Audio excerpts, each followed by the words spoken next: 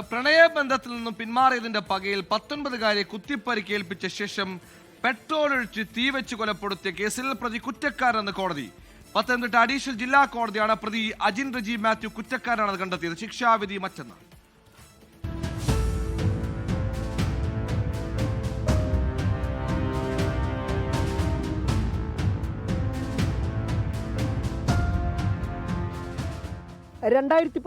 March 12 കേസിനാസ്പദമായ സംഭവം.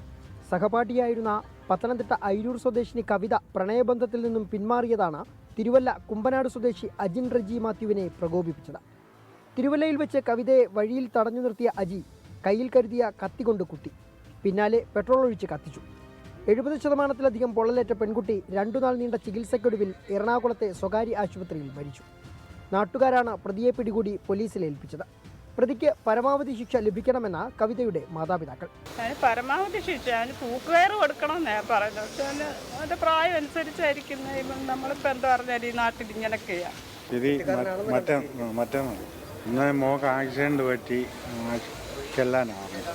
പെൺകുട്ടിയുടെ മരണമൊഴിയും സാഹചര്യ തെളിവുകളും അടക്കം കേസിൽ നിർണായകമായി.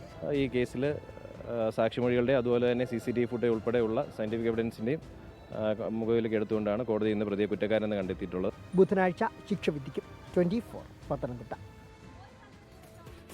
ലോകത്തെവിടെയായാലും ഏത് സമയത്തും 24 വാർത്തകളും ഓഗ്മെന്റഡ് റിയാലിറ്റി പാക്കേജുകളും എക്സ്പ്ലെയിനറുകളും വിശദമായി കാണാൻ ഞങ്ങളുടെ YouTube ചാനൽ നിങ്ങൾക്ക് സബ്സ്ക്രൈബ് ചെയ്യാം.